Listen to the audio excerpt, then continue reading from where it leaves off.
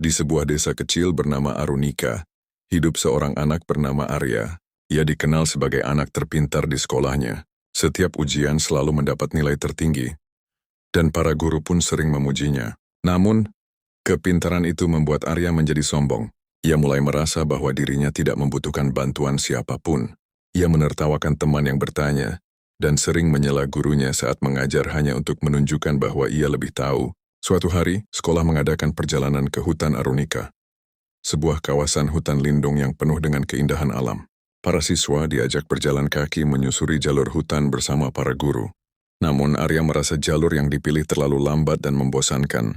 Ia memutuskan untuk berjalan sendiri, meyakini bahwa ia bisa menemukan jalan pintas dan sampai lebih dulu di tempat tujuan. Awalnya, semua berjalan sesuai rencana.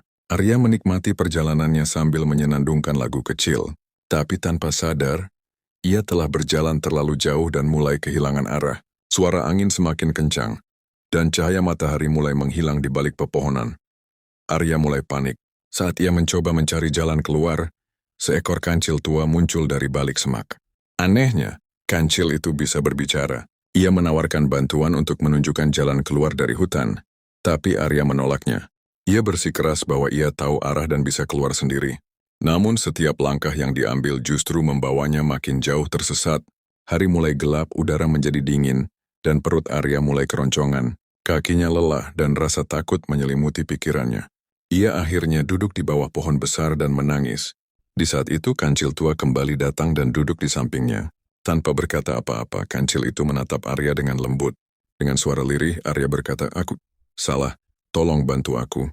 Kancil tersenyum dan dengan tenang membimbing Arya keluar dari hutan. Saat ia kembali ke rombongan, semua orang lega dan memeluknya. Arya menangis lagi.